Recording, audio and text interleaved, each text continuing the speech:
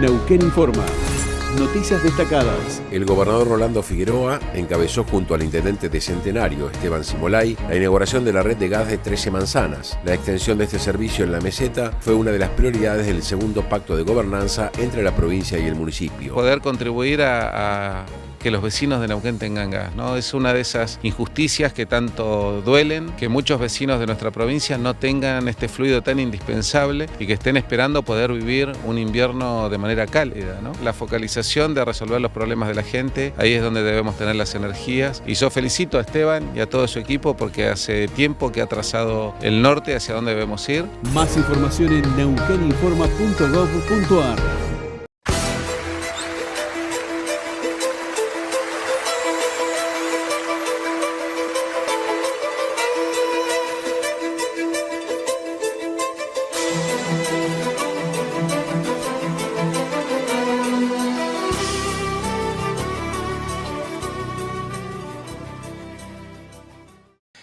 ¿Qué tal? ¿Cómo le va?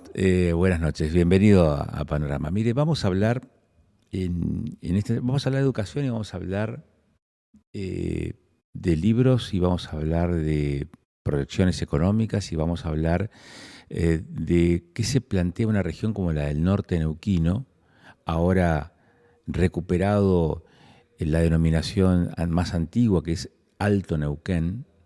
Y vamos a conocer también por qué hablamos de recuperación de esa vieja denominación. No es que se impone como una forma novedosa de llamarle a la región, sino que tiene su historia. También el hablar del Alto Neuquén. Y lo vamos a conocer un ratito más cuando charlemos con Gustavo Cuat, que es el delegado regional de esa zona, entre otras cosas a propósito de la presentación del libro Por el Alto Neuquén, ¿no? Del cura Lino Carvajal. Un libro que tiene más de un siglo. Así que bueno, ahí ya le estoy develando parte del misterio. Y la otra entrevista es Carolina Belbon. Carolina es especialista en el lenguaje, también es terapeuta, se especializa en sordera e hipoacusia, y vamos a hablar de educación y de inclusión. Y hablaremos también, obviamente, de las particularidades de su campo, de su métier, de su campo de estudio, que es puntualmente, pero queremos hablar de inclusión en educación y queremos hablar de todas esas preguntas que se nos van ocurriendo, que vamos escuchando, y algunas para las cuales tenemos respuestas y otras quizás no tantas. Ella está juntamente con una coequiper presentando un taller en el marco de la Feria del Libro para hablar de inclusión en el sistema educativo. Es una mendocina, egresada de la Universidad Nacional de Cuyo, que hace un cuarto de siglo reside en Neuquén y trabaja en el sistema educativo. Está con nosotros Carolina Belbon. Ella es profesora de sordos o hipoacúsicos, es terapeuta del lenguaje, es egresada de la UNCUYO, la Universidad Nacional de Cuyo, y está presentando en la Feria del Libro el taller Rol Docente en los procesos de inclusión. Así que queremos hablar de inclusión, pero queremos hablar de educación y queremos hablar de docencia, de todo esto junto en estos minutos. Muchas gracias, Carolina. Bueno, buen día, ¿cómo estás? Bien. ¿Me dijiste cuántos años hace que estás acá en Neuquén? Casi 20. Uh-huh. Te hacía una pregunta hace unos minutos mientras nos preparábamos para esta entrevista respecto de por qué sordos o hipoacúsicos si no eran sinónimos, y me hacías una distinción entre sordera e hipoacusia. Sí, la hipoacusia, digamos, la pérdida parcial de la audición, y la sordera es la persona que no escucha absolutamente nada. Uh-huh. ¿Podemos convenir que y desaname en esto, ¿no? No es que podemos convenir. Ilústrame en todo caso en esto. Tengo la sensación, la impresión de que el oído quizás es el primero de los sentidos en activarse aún cuando la persona está en proceso de gestación. ¿Es así? Sí, incluso digamos como el sentido que no se puede apagar. Nunca dejas de escuchar. Es el sentido de alerta. Entonces creo que es por ahí lo primero que vincula. También más allá del tacto, por ejemplo. Es un sentido que vincula enseguida con el otro. El escuchar, si vos ves a una persona sorda o un niño sordo, siempre está atento, con la mirada para todos lados, porque no tiene ese sentido de alerta que si alguien está atrás, lo puede sentir. Entonces creo que es un sentido súper importante en cuanto a la vinculación con el otro y el sentido del que estoy acá, que pasa a mi alrededor. Es como el sentido 360, que no podés, digamos, nunca podés dejar de escuchar a menos que te tapes o estés en una cámara insonorizada. Es un sentido súper importante. Ujú. ¿Y existe el silencio? Depende. Depende de quién esté y dónde estés. El silencio absoluto creo que justamente no sé si existe. ¿Se hacen esas preguntas en la facultad, en la universidad, digamos? ¿Sabés que no? Son preguntas que por ahí tal vez son medias subjetivas, Sí. porque depende mucho de la percepción de la persona, del silencio absoluto, o por ahí sí tal vez de la persona sorda te lo pueda describir, qué es el silencio, como la persona que no puede ver, decís, bueno, pero ¿cómo imagina cosas? Depende de muchas cuestiones, si es congénito, si es adquirido. Contame de este taller, el rol docente en los procesos de inclusión, porque imagino que la hipoacusia o la sordera es también es hablar de inclusión. ¿Y este taller de qué trata? ¿De qué versa? Bien, por ahí aclararte que lo doy con una compañera, Sí. que es Romina Vázquez. Ella es psicopedagoga, hace un montón que trabajamos juntas y bueno, nuestro proyecto surge en la pandemia, justamente en esta situación que nos tocó vivir, la demanda del docente de herramientas tecnológicas para poder dar sus clases y de cómo poder llegar a todos los chicos a través de la tecnología. El Zoom, las cuestiones interactivas, los recursos. Después que pasó la pandemia, nos empezaron a llegar demandas de muchos colegas. Bueno, ¿por qué no hablamos sobre esto? O ¿por qué, mira, nos está costando tal cosa? Y ahí empezamos a generar otro tipo de talleres, siempre a demanda de lo que nos pedían nuestros colegas. Y este taller lo iniciamos en uno de los congresos, el Congreso Norpatagónico de Inclusión Educativa, que se hace en Centenario. Fue la primera vez que presentamos este taller y lo venimos perfeccionando, depende de la legislación que va saliendo, de las normativas, nos vamos, digamos, actualizando. La oportunidad se nos dio para presentarlo en la Feria del Libro como parte de lo que es, digamos, la inclusión educativa. Uh-huh. Te voy a hacer una pregunta, a mí me resulta incómodo hacerla, pero porque uno que la escucha puede decir, este hombre se está yendo del camino, se está yendo la inclusión, ¿es una utopía?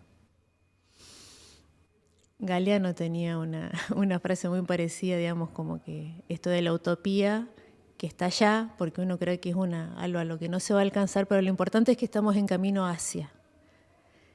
Es compleja, porque si hablamos de inclusión plena, y nos falta, como sociedad, nos falta un montón. Que se están haciendo cosas, sí, porque se ven cuestiones en lo que es accesibilidad, o sea, que en cuanto a lo que es diseño universal, de decir, pensar un espacio físico que de entrada sea accesible para todas las personas.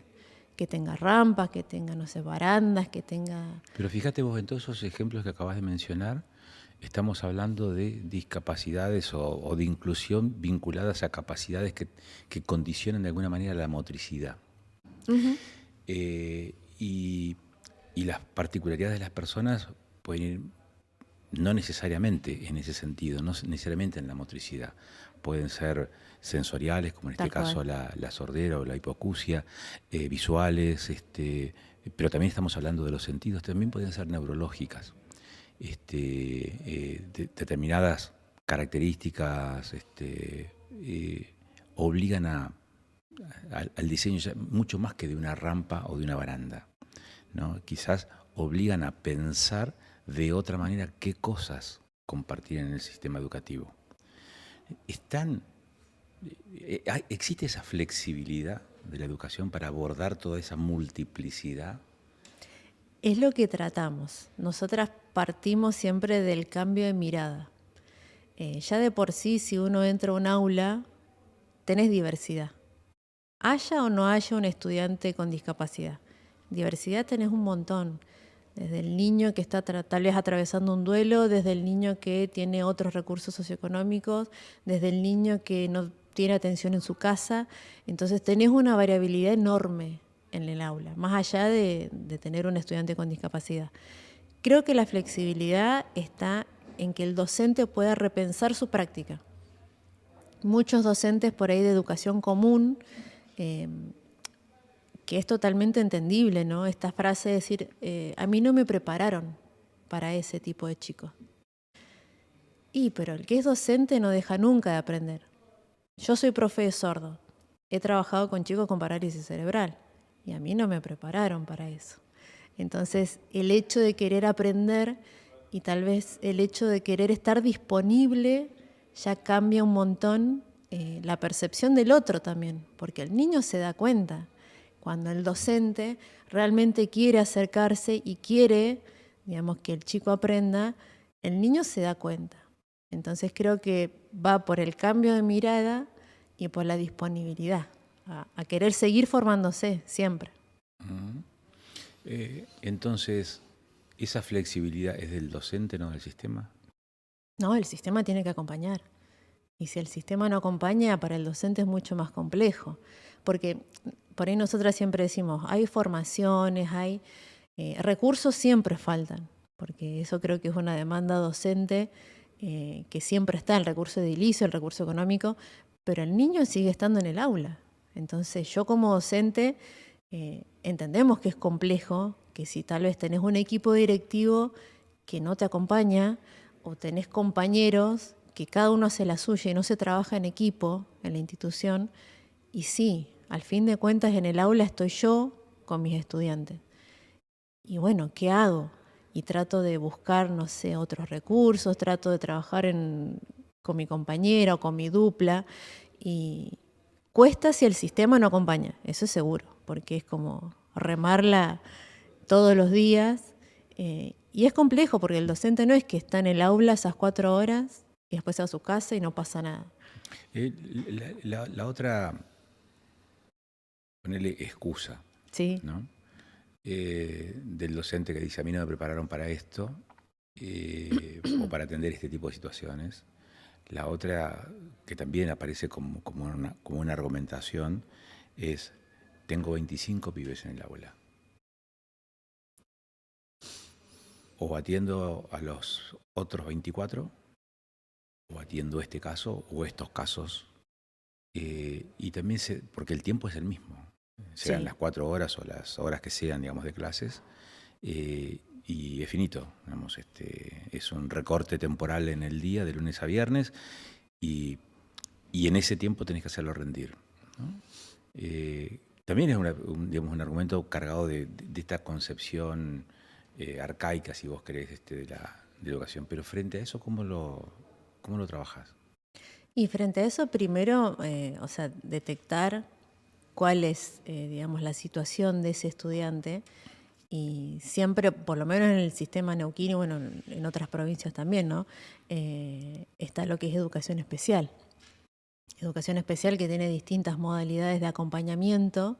Entonces ahí sí se trabaja con la maestra de apoyo a la inclusión, que no siempre es un recurso que está disponible porque la demanda es enorme, pero sí es el recurso que tal vez viene a colaborar en pareja pedagógica con esta docente que está en el aula, que a veces llega tarde o que no llega porque, bueno, no hay tanta disponibilidad de docentes o porque, no sé, la demanda es mucha. Hay muchos factores que intervienen en este acompañamiento. Pero por el docente de aula que sabe que tiene, o sea, digamos, ese tiempo que es real y las aulas están muchas veces superpobladas, tal vez buscar desde la planificación docente que sea un poco más diversa. ¿A qué nos referimos con esto? Que lo planteamos en el taller. No tengo una planificación única o estanca, digamos, que se queda ahí con una sola forma de dar un contenido, sino que trato de que ese mismo contenido se dé de distintas formas. Hace ratito hablábamos de los sentidos. Entonces, si, no sé, tengo un cuento, busco que sea un audiocuento. trato de buscar que sea con imágenes, trato de buscar que sea de lectura fácil, con letras grandes, con un formato comprensible. Entonces, si tengo un abanico de posibilidades con un mismo contenido para que los alumnos puedan elegir, y cada uno va a elegir de la forma en la que aprende, porque no todos aprendemos de la misma manera. Tal vez yo aprendo mejor, no sé, visualmente, otros aprenden mejor haciendo, desde el movimiento, otros aprenden mejor desde la escucha. Entonces, si como docente ofrezco alternativas, por sí solo los chicos van a optar por esa forma de aprender que cada uno ya trae. Y de a poquito, si el docente pone en práctica esta planificación, digamos, más diversificada, no digo que sea fácil, porque hay que identificar cómo aprende. Por ahí, bueno, estos chicos van más por acá, este grupo va más por allá. Ya tengo ahí una herramienta como para arrancar. No es fácil porque del docente tiene que observar. O sea, el docente tiene que observar un montón. Desde las horas especiales hasta en los recreos también uno observa el comportamiento, por dónde va el grupo. Y bueno, vas de a poquito haciéndote, digamos, tu bitácora de cómo aprenden estos chicos. Y si así desde el vamos presentás algo más, digamos, con opciones, el hecho de, para un estudiante, para mí, de poder elegir es fundamental en el aula. Vos sabés que la educación es muy visible, digamos, lo que pasa en educación por varias razones. Para los periodistas, cada vez que hay un conflicto gremial y hay clases, no hay clases, hay escuelas con servicios y por lo tanto funcionan bien, o sin servicios y por lo tanto no están funcionando o funcionan a medias. La condición salarial del docente, la creación de nuevas instituciones, esto de la inclusión. Ahora, también está en el medio de ese debate las ponderaciones que se hacen respecto de cómo está funcionando el sistema educativo y hay una tendencia a decir o a afirmar y a ratificar que los resultados que se vienen obteniendo en la educación, y acá ya te dejo la inclusión y te lo pregunto en el rol de docente, la educación no está dando los resultados que pretendería una sociedad para sus actores una vez que egresan del sistema educativo. ¿Compartís esa visión? ¿Cómo lo ves? ¿Hay una involución de la educación? ¿Hay una evolución de la educación? ¿Es lícito, es legítimo hacer una ponderación así tan subjetiva? ¿Cuál es tu mirada respecto de cómo ha ido evolucionando el sistema educativo?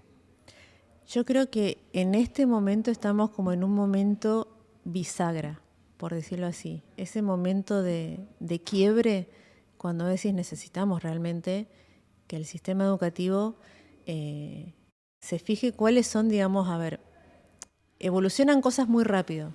Nos pasa a nosotros, por ejemplo, con la inteligencia artificial. ¿Cuántas cuestiones evolucionan y vemos que los chicos van siempre un paso más adelante? Entonces el sistema educativo en determinados niveles, no digo en todos, porque no he pasado por todos los niveles educativos, pero sí reconozco que hay niveles que han hecho modificaciones en su currícula, que está buenísimo, porque es como que se van justamente acomodando a las demandas y al panorama actual, de cómo vienen las infancias, cómo vienen las adolescencias. Y hay otros niveles que no han hecho una revisión. Entonces, cuando tenemos un diseño curricular del año no sé cuánto, que no se revisó, que no se acomodó, que no se ajusta a la diversidad que tenemos ahora en infancia y adolescencia, y sí, hay como algo que no los estamos preparando para. Claro, pero la observación viene a cuenta de, por ejemplo, y ya no depende tanto del diseño curricular, sino de determinados niveles dentro del sistema educativo en donde, por ejemplo, la capacidad de comprender un texto se torna en un problema, cuando no debiera ser así. Por lo menos para ese nivel o para esas edades, o para ese nivel de avance, ¿no?, en el sistema educativo. Y ahí es un problema de currículum, un problema de sistemas, un problema de qué naturaleza. Te lo pregunto desde la inquietud, ¿no?, para saber cómo lo ves también. Yo creo que también falta mucha articulación entre escuela y familia. Si bien la escuela el sistema tiene muchas falencias, también nos pasa que la educación no solo queda en la escuela.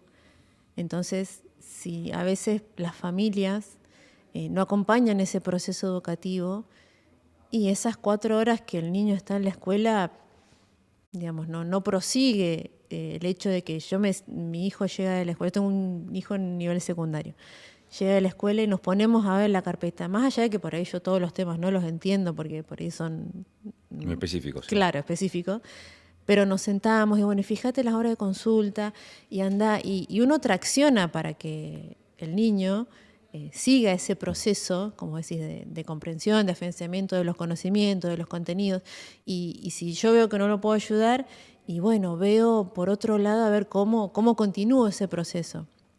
Entonces, si no van de la mano, es muy difícil que el niño por sí solo, y más si tiene dificultades, pueda llegar, digamos, a apropiarse de esos contenidos, o pueda llegar al nivel que vos decís como que se espera que salga con un nivel de comprensión, que, no sé, pueda manejar tales herramientas. Pero sí, también por ahí la falta de tiempo que se le dedica al sentarse en casa a seguir con lo que la seño me dio en la escuela. O tal vez también el hecho de poner en práctica, no sé, los niños que recién se están alfabetizando, poner en práctica lo que aprendieron en la escuela. No sé, le ayudo a mamá a hacer la lista del súper. Y de a poquito traccionar en ese sentido para que haya una continuidad. Porque si no, queda el contenido ahí, digamos, abstracto.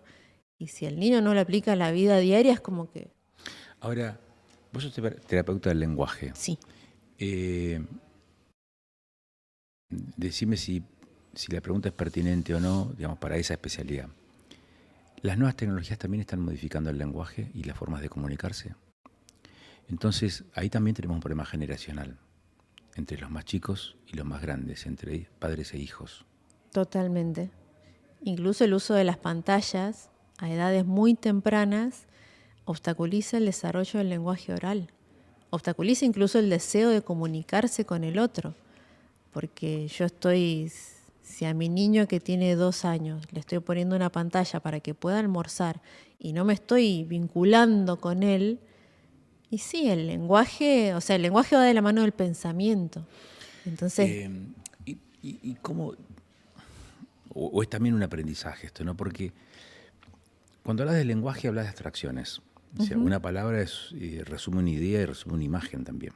Sí. Entonces, cuando uno habla, se supone que debería activar la imaginación del otro también, ¿no? Y sin embargo, la imagen aparece más potente que la imaginación. Aun cuando la imaginación es un síntoma de mayor libertad, si se quiere. Podemos hablar de gato, de perro, de elefante, y uno puede imaginarse, no sé, ese animal como una caricatura, se lo puede imaginar como un dibujo minimalista, se lo puede imaginar como, no sé, en un contexto campestre, y hay libertad como para imaginar, y capaz que depende de la mochila de cada uno, ¿no? Mientras que la pantalla te muestra el mismo animal, pero ya te lo muestra totalmente digerido, ¿no?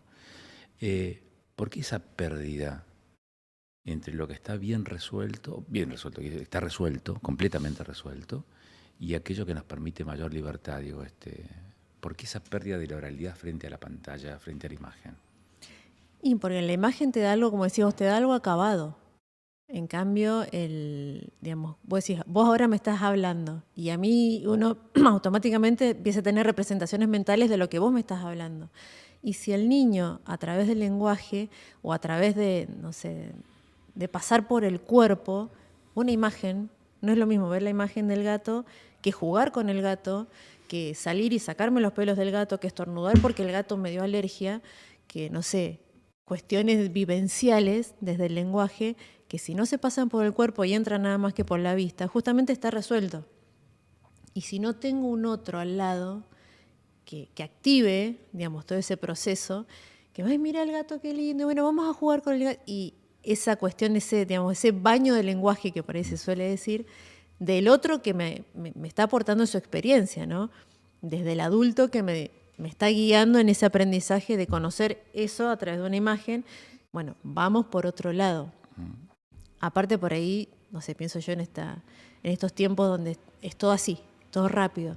Entonces, bueno, dale que tenés que comer, te pongo la pantalla y vamos para allá. Y no es lo mismo, no sé, lo llevas a la plaza a jugar y él está jugando y vos estás con el teléfono así. Y no estás y no estás. No te involucras en ese juego y en ese juego se desarrolla el lenguaje y a través del cuerpo se desarrolla el lenguaje. ¿Estamos perdiendo la capacidad de abstracción por esa pérdida del lenguaje? Yo creo que estamos perdiendo más la capacidad de vincularnos, de comunicarnos y de despertar en el otro el deseo de comunicar algo. Porque el niño tal vez este estímulo-respuesta que tiene con una pantalla, después no es complejo comunicarse con otro par de su edad, por ejemplo. ¿Y en qué medida, y esta es la última pregunta y no te molesto más, y en qué medida la innovación tecnológica hace que tengamos este tipo de dudas, preguntas, inquietudes, interrogantes, casi te diría con posibles respuestas apocalípticas, ¿no? Y no estemos repitiendo los procesos que se dieron siempre, cuando surgió el automóvil, cuando surgió la calculadora, cuando surgió la computadora. ¿Por qué no pensar que estamos repitiendo mismos esquemas como de defensa y decir, nos resistimos a este avance?